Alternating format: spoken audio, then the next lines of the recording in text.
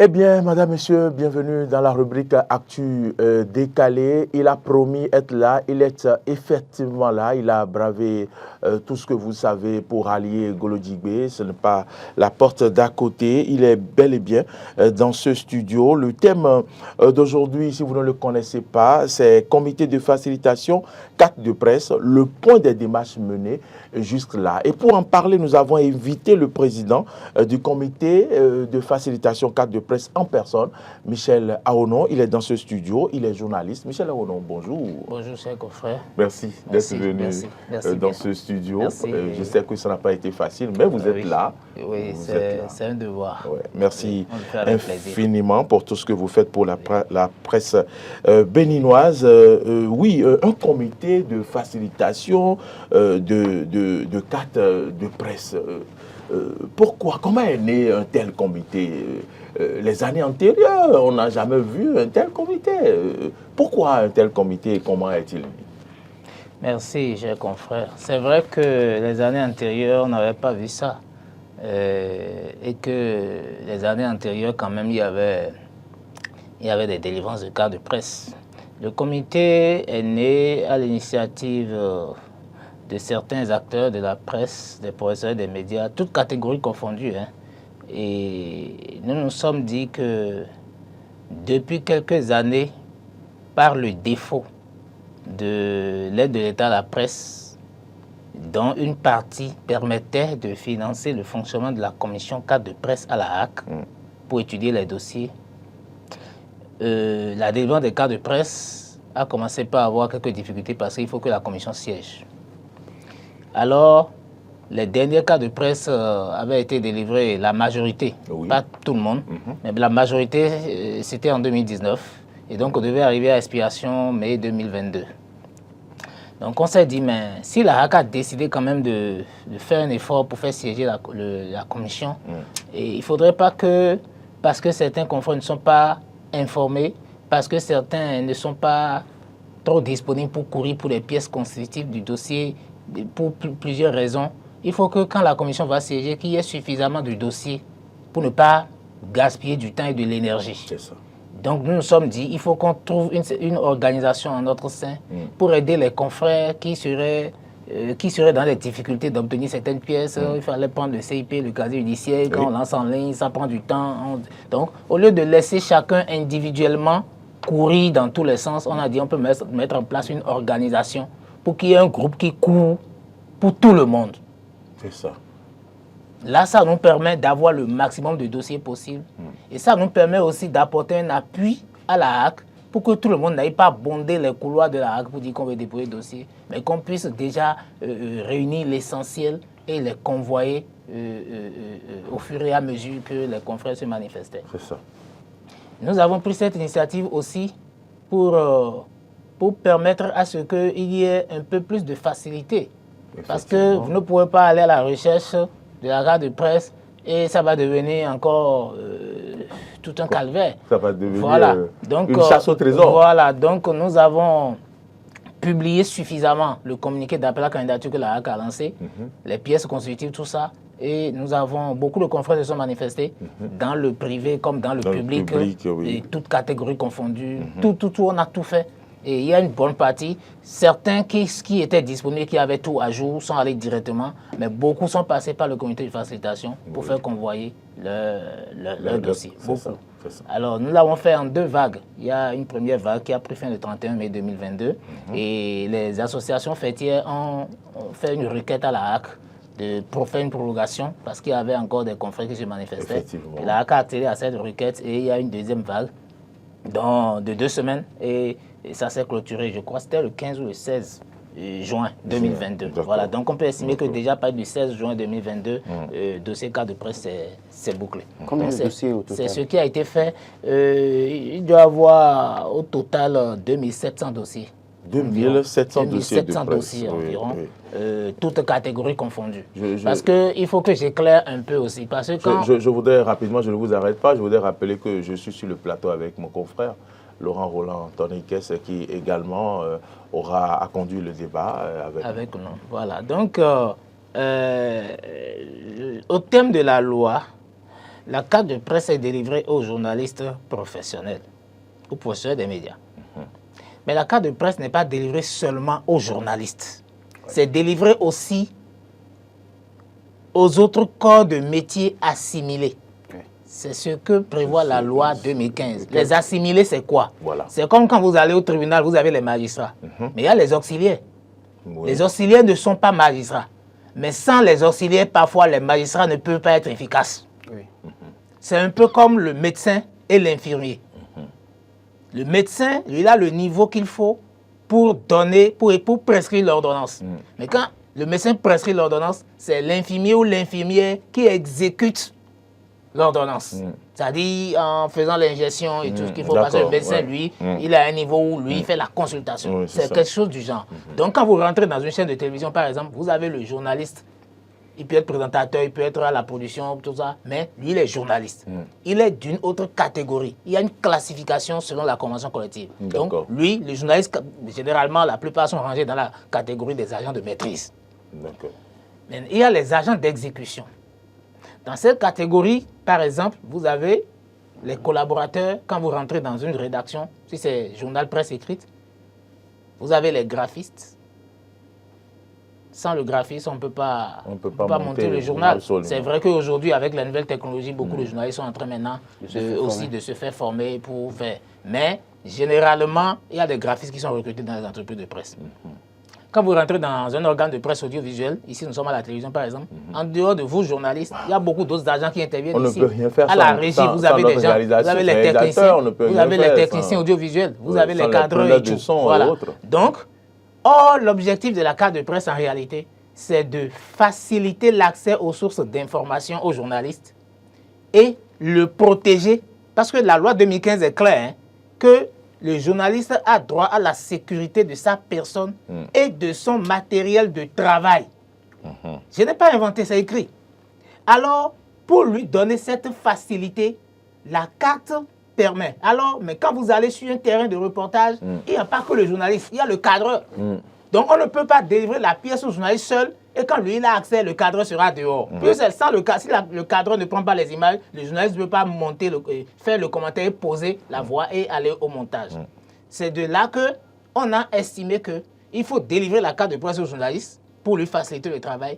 Mais les auxiliaires au métier qui interviennent dans la chaîne de production aussi, il faut leur délivrer la carte de presse pour leur permettre aussi d'avoir les facilités que le journaliste peut avoir. Donc, c'est un peu ça. Donc, vous avez les journalistes, mais la carte de presse est délivrée aussi aux photojournalistes, aux caricaturistes, aux graphistes, si c'est la presse écrite, et les techniciens de l'audiovisuel, cadreurs, infographes et tout ce qui reste. Parce que tout cela accompagne aussi l'activité du journaliste. Maintenant, à la différence que sur la carte de presse, on mentionne maintenant le profil de la personne. Si les journalistes, on met journalistes. Si les cadreurs, on met cadreurs. Si les graphistes, on met graphistes. Donc, ce n'est pas que parce que la personne a la carte de presse que d'office, il est journaliste. Il peut être un cadreur. Il est détenteur de la carte de presse, la loi a prévu. Il peut être graphiste, il est détenteur de la carte de presse, la loi a prévu. Et sur la carte de presse, il est mentionné l'organe de presse dans lequel la personne intervient. Maintenant, la loi prévoit aussi que la personne peut travailler à son propre compte. Et là, c'est ceux-là que nous appelons les freelances. Ils ne sont pas engagés dans un organe de presse, ils ne sont pas employés dans une entreprise. Mais cela ne veut pas dire, ce n'est pas parce qu'ils ne travaillent pas dans une entreprise qu'il n'est plus journaliste. Non, pas du tout. Il peut travailler pour son propre compte. Absolument. Et il y a des pièces qu'il doit apporter pour prouver ça. C'est-à-dire qu'il doit avoir collaboré avec certaines entreprises de presse par le passé et tout. Et puis là, la HAC demande un certain nombre de pièces pour prouver effectivement son statut. Et là, lui aussi, il est détenteur de la carte de presse. La carte de presse est délivrée aussi aux envoyés spéciaux des chaînes étrangères. C'est ça. Qui sont au Bénin. Voilà. Voilà, pour eux, il y a d'autres conditions. Voilà. Et maintenant, pour finir, la loi prévoit aussi que la carte de presse, ça là, ce n'est pas la loi, mais c'est la décision 2013 de la HAC portant réglementation de la carte de presse qui dit qu'on peut aussi délivrer la carte de presse aux journalistes qui sont déjà admis à la retraite à leur demande. D'accord. Parce que vous êtes journaliste un jour, vous l'êtes pour toujours. Même si vous êtes à la retraite, vous êtes journaliste. Maintenant, ça, c'est à la demande. Si la personne estime que la carte peut l'aider dans certains trucs. Par exemple, pour justifier la profession, la loi prévoit que pour justifier la profession, c'est la carte de presse que vous donnez. Vous voulez établir le passeport aujourd'hui, on dit profession, quand vous dites journaliste, vous allez voir qu'à l'immigration, on va vous demander la carte de presse. C'est à défaut de la carte de presse que maintenant, il demande attestation de travail. Et si la personne n'est pas engagée dans une entreprise de presse, il ne peut pas avoir une attestation. Non, il peut avoir l'attestation de travail si en temps il a collaboré avec l'organe.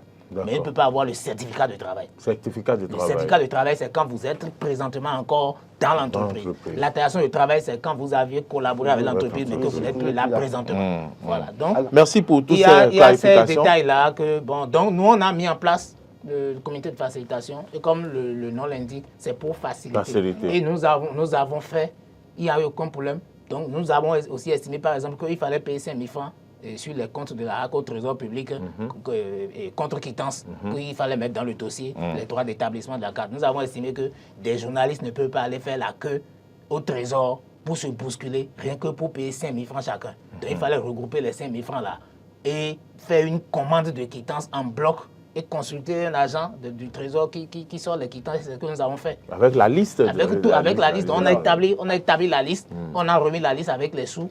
Et à un guichet unique, on a centralisé. Et les gens ont même aimé la procédure. Ouais. Parce que ça leur permet, au lieu que les gens soient là, parce que quand les gens se bousculent comme ça et tout ça, ça dérange et puis ça distrait les agents. Donc, on convoie la liste et les gens disent, bon, si c'est le matin, revenez le soir à 15h et quand on revient, vous avez déjà toutes les quittances et on range maintenant les quittances dans chaque table et tout ça. On a monté les dossiers et puis tout a été convoyé à la HAC régulièrement dans les délais. On comprend donc, Laurent. Quand vous faisiez ça, quelle était la réaction des responsables de la HAC? Non. Est-ce qu'il y avait une collaboration avec vous? Bien sûr que oui. Non. La HAC ne peut pas collaborer directement avec nous. La HAC collabore avec les associations fêtières. Oui. Nous, ce que nous avons mis en place, ce n'est pas une association. Nous avons mis en place juste une structure technique pour régler un problème précis. Voilà. Vous comprenez? Mais nous ne sommes pas une association. Et ce n'est pas vous qui déposez les dossiers. Mais est-ce que vous avez eu l'accompagnement? C'est les journalistes même qui déposent les dossiers. Non. Les journalistes ceux qui voulaient le faire nous amènent les dossiers à la maison des médias. Le comité est resté à la main des médias et les gens amènent les dossiers. Et on essaie de fouiller un peu pour voir si toutes les pièces sont réunies. Il y a des gens qui sont venus avec des dossiers, toutes les pièces n'étaient pas réunies, on leur a retenu leurs dossiers. Parce qu'on ne voulait pas déposer des dossiers pour qu'on trouve des manquements dedans. Mais certains ont insisté, on a fini par convoyer. Donc, certains dossiers ont été rejetés avec les motifs du rejet et tout. Laurent parlait de collaboration. Est-ce que vous avez été soutenu par les associations fêtières? Les associations fêtières n'étaient pas contre. Elles ont estimé même que si on avait bien réfléchi en amont, que ça allait être mieux centralisé pour que ça soit par exemple à l'UPMB, puis c'est à l'UPMB qui a la majorité des professionnels. Au niveau du CNPA, c'est les patrons. Donc, et tous les patrons n'ont pas le profil pour avoir la carte de presse. Ils sont promoteurs. Mais certains sont journalistes avant d'être promoteurs. Donc ils ne sont pas beaucoup au CNPA. Mais c'est à l'UPMB que c'est un dossier qui concerne vraiment l'UPMB. Donc, il n'y a pas eu de problème parce que nous avons informé les responsables et tout qu'il y avait une initiative comme ça. Donc, il n'y avait eu aucun souci. C'est à la maison des médias que nous avons fait le travail et on a convoyé la première vague et la deuxième vague, on a convoyé. On a aidé les gens en relation avec les agents de l'ANI. C'est dans cette procédure que nous avons constaté, par exemple, qu'il y avait même des journalistes qui n'avaient pas fait le RAVIP. Ah oui? Et on a été obligé de prendre contact avec l'ANI pour faciliter aussi les choses pour qu'ils n'aient pas fait la queue dans les mairies ou dans les arrondissements alors qu'on avait un délai. Oui. Et les gens nous ont facilité les trucs. Et puis, ils ont fait le RAVIP, on a pris les numéros de récépissé. On est allé maintenant sur le truc de la plateforme pour leur tirer. En dehors de ça, qu'avez-vous fait d'autres à la suite de ça, on a bouclé les dossiers et on a convoyé les dossiers à la HAC. Et à la HAC aussi, les gens ont aimé ça parce que ça a permis de désengorger un peu. Parce que vous avez les derniers jours, je vous dis que le 31 mai, par exemple, les escaliers jusqu'en haut, là, c'était bombé. Donc, si à ce nombre, déjà, devrait s'ajouter le lot que nous, on avait géré le comité de facilitation, vous voyez que les cadres seraient débordés. Donc, ce que nous avons fait, ça a facilité aussi un peu les choses pour que les dossiers soient convoyés en grand nombre. Notre objectif, c'était de faire en sorte que les dossiers soient convoyés en grand nombre pour que la commission puisse avoir de la matière. Parce que quand la commission siège, c'est du temps, c'est beaucoup d'énergie, il faut dépenser. Donc, il faut le faire une fois pour de bon. Président Michel Aonon. Une contribution que nous avons Michel Aonon, on comprend donc que le comité de facilitation n'a pas été créé au départ pour réclamer une carte de non, presse pas et du tout. tout. Oui, Pas du tout. c'est pour Pas du tout. Vos explications nous Voilà, ont permis de pas du comprendre tout. que, On n'était pas nés en fait, pour au faire départ, mouvement. oui, mais Non, voilà. on était Eh nés bien, pour- on comprend que depuis peu, vous essayez d'appeler à ce qu'on délivre ces cartes de presse-là, parce que vous saviez que normalement ça allait passer comme une lettre à la poste. Mais quand on déposait les dossiers, on ne savait pas que les cartes de presse allaient être délivrées par l'ANIP. Et plus tard, on a appris que oui, cette année, les cartes de presse devraient être réalisées par l'ANIP. Et puis finalement, on voit que les cartes de presse ne sortent pas. Est-ce que vous avez des informations à ce propos? Est-ce que ce n'est pas la délivrance des cartes de presse par l'ANIP qui fait peut-être traîner cette délivrance de cartes aux journalistes? Moi, personnellement, je ne pense pas. Parce que moi, je connais un peu la densité de ce qu'il y a à l'ANIP. 1200 cartes à imprimer ne peut pas poser problème à l'ANIP. L'ANIP a signé un accord avec l'Agence nationale des transports terrestres pour imprimer désormais les permis de conduire. Les permis de conduire, les examens de permis de conduire, ça se passe presque tous les mois. Je crois que ça se fait 11 mois sur 12. Il y a un mois où on ne fait pas d'examen. Alors, si les permis de conduire sont imprimés, les dossiers cartes de presse étaient là depuis avant que l'ancien DG intérimaire de la NATS, l'actuel DG Douane, et l'ancien gestionnaire mandataire de l'ANIP ne signent l'accord là, et les permis de conduire sont sortis. Donc, je rappelle que sur les 2700 et quelques dossiers qui ont été réceptionnés, et à l'étude, c'est environ 1200 dossiers qui sont retenus, donc les éligibles, dans toutes les catégories. Catégorie presse écrite, catégorie audiovisuelle, technicien, en tout cas. Toute catégorie confondue, ça va faire environ 1200. Donc, ce nombre-là n'est pas une quantité qui dépasse l'ANIP. Donc, ça là, je dis, ce n'est pas un motif. Première chose. Deuxième chose, moi j'avais appris bien avant, vous avez dit qu'on ne savait pas, non, moi j'avais appris bien avant le dépôt des dossiers que désormais c'est l'ANIP qui va imprimer les cartes de presse. Parce que le président de la HAC a même reçu l'ancien gestionnaire mandataire de l'ANIP en audience et tout, donc c'était public. Et après ça, dans mes démarches aussi à la HAC, j'ai appris ça. Donc moi je savais. Mais je ne savais pas que ça allait être un problème. Au contraire, on s'était réjoui de ça et on a estimé même que ça devait aller même plus vite. On a même fait un message pour saluer la réforme, pour dire que désormais, que ça entre dans le cadre de la modernisation de la carte. Parce que quand vous prenez votre numéro d'identification personnelle, c'est ça qui figure désormais sur toutes vos pièces. Vous faites le passeport biométrique aujourd'hui, c'est votre numéro d'identification personnelle qui est dessus. Et c'est ça qui est encore sur votre CIP. C'est ça qui va figurer désormais sur toutes vos pièces. Donc vous êtes un citoyen identifiable. Lorsqu'on tape votre numéro d'identification personnelle, on peut avoir des informations sur vous. Donc, nous avons trouvé que c'est bien alors que ce numéro figure encore sur notre carte de presse. Ce qui veut dire qu'à terme, la carte de presse peut servir comme pièce d'identité en même temps pour le journaliste. C'est ça. Si entre-temps, il y a une pièce qui a expiré, il peut exhiber la carte de presse et pour faire ses formalités. Nous avons trouvé que c'était une avancée, on en saluait ça. On n'est pas contre les gens. Maintenant, qu'est-ce qui se passe? Maintenant, nous avons fini de faire ça et ce n'est pas la première fois en réalité que la HAC est en train de délivrer carte de presse. Il y a d'autres mandatures de la HAC qui ont géré le dossier carte de presse. Donc, ça se passe comme si c'est maintenant qu'on est en train d'inventer la carte de presse. Non, on n'est pas en train d'inventer. Ça se faisait depuis. Même avec la mandature précédente qui a délivré les cartes en 2019, on a fait le dossier carte de presse. Alors, on était là quand les requérants on a commencé par s'appeler pour venir aux nouvelles. Quand tu déposes un dossier quelque part, tu viens aux nouvelles. Absolument. Ça, c'est normal. Donc, les gens venaient aux nouvelles, et sur notre plateforme, les gens m'envoyaient des messages pour dire, mais ça devient quoi? On n'a plus nos cartes, c'est quoi?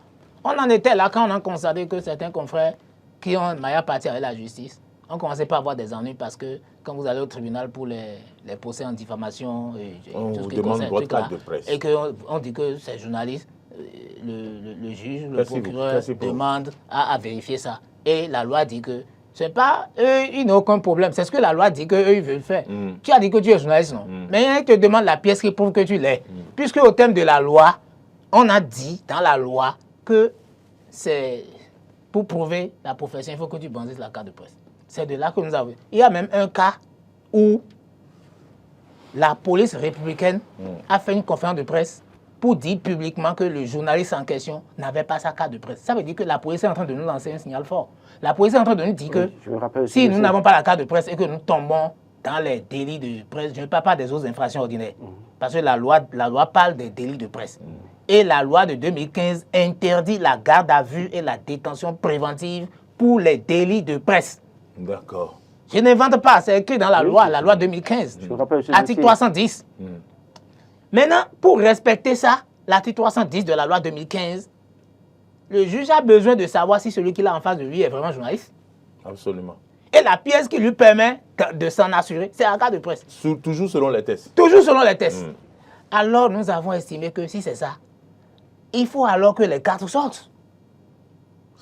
Et ça devenait un impératif. Et la HAC est une institution chargée, ça je n'invente pas, je dis ce que la Constitution a prévu, chargée de la protection et de la défense de la liberté de la presse. Ou bien si ce n'est pas ça, on a qu'à réviser la Constitution pour enlever ça. Là, nous, on va se ranger. Mais tant que c'est comme ça, donc il faut respecter. Donc une institution qui est chargée de nous protéger ne peut pas confisquer la pièce qui nous permet de nous défendre et de montrer que nous sommes en activité. Une institution qui est chargée de nous protéger ne peut pas confisquer la pièce qui nous permet, par exemple, quand nous voyageons dans d'autres pays, de bénéficier des avantages que ces pays-là ont prévus pour un journaliste en séjour. Vous comprenez avec moi? Quand vous descendez dans un aéroport et que sur votre carte de presse, il est mentionné journaliste, les gens demandent votre carte de presse. Pourquoi? C'est parce que dans ce pays, ils ont prévu certaines dispositions particulières pour les journalistes. Réduction sur certains achats, les hébergements. Il y a certaines dispositions pour faciliter aux journalistes certaines choses. Et donc, ils demandent la carte de presse. Donc, quand vous descendez dans ces pays-là et que vous êtes journaliste, si vous n'avez pas la carte de presse, ça ne vous permet pas de jouir ou de bénéficier de ce qu'on a prévu pour les journalistes. Donc, la HAC est contente lorsque nous, on n'arrive pas à bénéficier de ce que la loi a prévu pour nous. Ça veut dire qu'elle ne nous protège pas. C'est ça notre colère. Président, où se trouve le boulot? Alors, on en était là quand on a dit que c'est l'ANIP qui veut imprimer. Ça a tourné 3 mois, on n'a pas eu de nouvelles. Moi, je suis parti aux nouvelles. Moi, je vais à la HAC. Je n'ai aucun problème avec quelqu'un. Je vais à la HAC saluer les gens. Et les cadres, là, c'est des gens bien, ils vous reçoivent très bien. Moi, je vais à la HAC, parfois, quand j'apprends qu'il y a une décision qui est sortie, je vais au secrétariat demander copie. Les gens se lèvent, me font copie. Ce n'est pas des gens qui sont compliqués du tout. Alors, on a parlé d'ANIP. Le jour où le gestionnaire mandataire de l'ANIP est allé signer sa convention ou bien leur contrat avec le DG intérimaire de l'ANAT pour les permis de conduire, les confrères l'ont interpellé. Il dit, monsieur Gouboyi, nos cartes de presse. Et le monsieur était étonné, il dit, comment? Carte de presse, comment? Et les gens disent, mais il paraît que c'est l'ANIP qui doit sortir nos cartes de presse. Parce qu'eux, ils parlaient tout comme si le dossier était déjà à l'ANIP. Et à monsieur Gouboyi de dire, mais que la HAC n'a pas conseillé l'ANIP. Et que si la HAC c'est l'ANIP, que ça, c'est pas un problème pour l'ANIP, c'est rien du tout. Moi, l'ANIP, c'est une industrie. Et la technologie est là. Donc, on ne peut pas envoyer nos dossiers à l'ANIP et ça va traîner. Moi, c'est faux. Alors, c'est là qu'on est retourné encore au nouvel pour dire, mais qu'est-ce qui se passe? Qu'est-ce qui bloque? Qu'est-ce qui bloque? Le goulot des C'est de là que, au lieu de communiquer et d'expliquer le blocage, la HAC s'est fermée. Et personne ne voulait parler, personne ne veut donner d'informations. Et non seulement on ne voulait pas communiquer pour donner des informations, mais on n'a même pas voulu encore communiquer avec les associations fêtières de la presse. Parce que si au moins la HAC avait fait l'option de communiquer avec les fêtières allaient faire descendre l'information. Puisque je suis membre d'une fêtière, je suis membre du bureau du directeur du CNPA Bénin. Donc si l'information venait, je saurais, puisque le président va mettre l'information sur notre plateforme. Donc les fêtières n'avaient aucune information. Nous-mêmes, nous n'avions aucune information. Les acteurs qui ont déposé leur dossier n'ont aucune information. Nous avons estimé que ça ne peut pas se passer comme ça dans une corporation. Alors, comment interprétez-vous alors ce comportement de la HAC? Alors, quand on a commencé par faire, s'écrire, c'est-à-dire quand on a commencé par s'écrire pour dire, mais qu'est-ce qui se passe, c'est de là que on a chuchoté, c'est-à-dire qu'au lieu de communiquer officiellement, les gens préfèrent donner des informations dans les oreilles des gens en off. Ce qui n'est pas bien pour une institution. C'est de là qu'on apprend que la commission qui a fait le travail a fini et a arrêté son rapport, mais qu'il y a un problème au niveau des conseils. Et que la décision qui doit accompagner le truc là, la décision n'est pas prise. Parce qu'il faut un acte pour amener le dossier à la NIP. Donc ce n'est pas fait.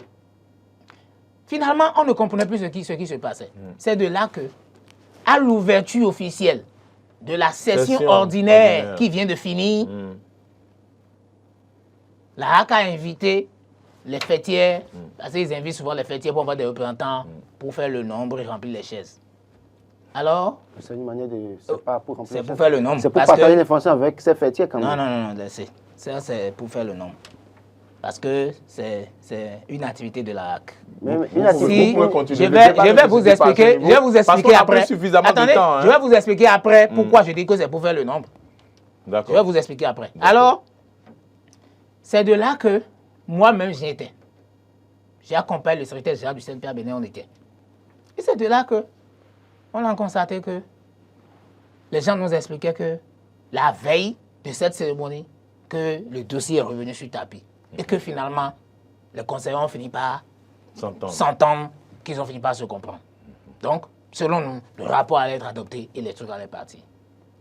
2 mois après, rien. On en était là quand le chef de l'État, le 12 janvier, a parlé de réforme. Et a demandé à la HAC de faire truc.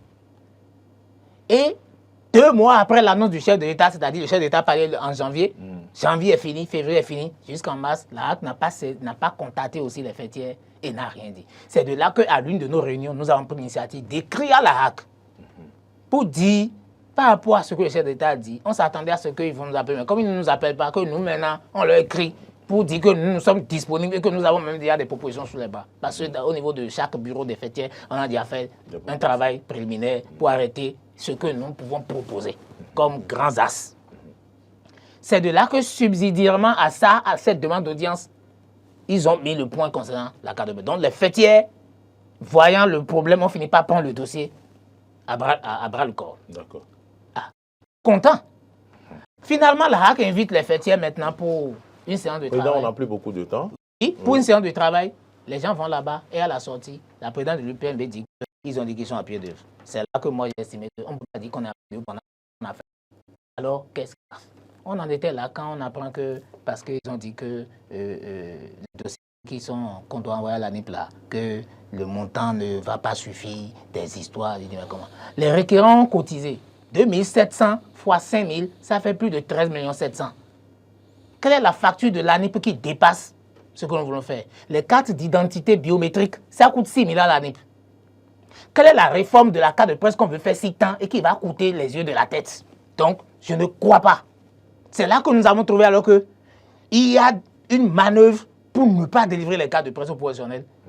Et quand ce n'est pas délivré, c'est que ceux qui sont en difficulté ne pourront pas justifier leur statut. Et ceux qui sont même en libre, qui doivent bénéficier de certaines choses quand ils voyagent, tout ça, tout est bloqué. Et nous avons estimé que c'est une brimade. Parce qu'après tout, nous sommes aussi une organisation. Et la presse rend service à toutes les institutions de la République. C'est pourquoi nous avons dit maintenant qu'on ne veut plus faire entre nous. On va mettre le sujet sur la place publique pour que toutes les institutions de la République, que tout le pays sache que ce qui se passe à la HAC, là, que ce n'est pas bon. Et que ce qui se passe avec la presse, que ce n'est pas bon. Donc nous avons décidé alors de dire tout haut ce que les gens pensent qu'on pouvait dire tout bas. Alors, et depuis mercredi dernier, vous avez lancé un mouvement. C'est quoi ce mouvement? Oui, c'est de là que nous avons pris l'initiative donc de donner de la voix. Et nous avons conçu des visuels. On a un plan d'action. Parce qu'au niveau du comité, on a une organisation. Je ne suis pas seul. Il y a des gens qui travaillent. Les gens pensent que je suis seul, ils se trompent. Donc, on a fait réunion, tout ça. On a mis 3 semaines pour préparer nos actions. Et l'objectif, ce n'est pas contre quelqu'un. L'objectif, c'est de contraindre l'institution à nous restituer nos cartes. Parce que nous avons payé pour ça. Et la commission a fonctionné régulièrement, a travaillé et la liste des éligibles est sortie. Donc, tous ceux qui sont sur cette liste des éligibles-là, on doit finalement, que ce soit l'ANIP, que ce soit la HAC, ce n'est pas notre problème parce que ce n'est pas nous qui avons dit à l'ANIP d'imprimer 4, c'est la HAC qui s'est entraînée avec l'ANIP. Donc, la HAC doit tout faire pour que les cartes sortent. Et si avec l'ANIP, ça va être compliqué, la HAC n'a qu'à retourner à l'ancienne formule et sortir les cartes pour qu'on puisse maintenant profiter maintenant des projets de réforme pour prévoir maintenant ce qu'il faut pour donner l'argent à l'ANIP pour que l'ANIP imprime dans 3 ans de nouvelles cartes de presse biométriques. Michel Aonon, au cours de la dernière élection pour élire les représentants des professeurs de médias pour aller à la HAC, vous avez soutenu un candidat. que vous devez soutenir un candidat. Aujourd'hui, les gens disent que si vous faites cette lutte, c'est peut-être pour préparer les prochaines élections. Qu'est-ce que vous répondez? Oh non, nous on n'est pas dans l'élection pour le moment. On n'est pas dans l'élection. Est-ce que vous m'avez vu parler d'élection? Non, en fait, je ne dis pas ça. C'est ce que je dis. Et vous l'avez entendu certainement quelque part. Nous, on n'est pas... Parce que les gens disent que vous battez, vous acharnez maintenant votre motivation. C'est peut-être pour préparer les prochaines élections. Et c'est peut-être aussi ça qui éventuellement pourrait aussi déranger. Les gens n'ont pas de carte de presse, ils passent d'élection. Non, je comprends. Donc, la HAC peut confisquer les cartes de presse à Non, je ne le dis pas comme ça. Vous savez ce dont je parle. Oui, bon... vous savez très bien ce dont je parle. Je vais vous dire, je connais ce que vous dites. Voilà. Chacun est libre de penser ce qu'il veut. Voilà. Donc, répondez simplement pour le je pense que si nous nous collons à ces choses, nous n'allons jamais avancer. Je suis d'accord. Je vais vous dire que... C'est pourquoi il faut rétablir la vérité. Je vais vous dire que nous, ce que nous faisons, ça n'a rien à voir d'abord avec l'élection. C'est vrai qu'il y aura élection. Oui. Mais nous, on ne parle même pas d'élection maintenant.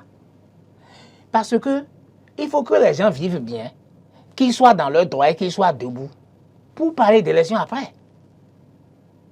Ce que nous nous disons là, ce n'est même pas lié aux élections.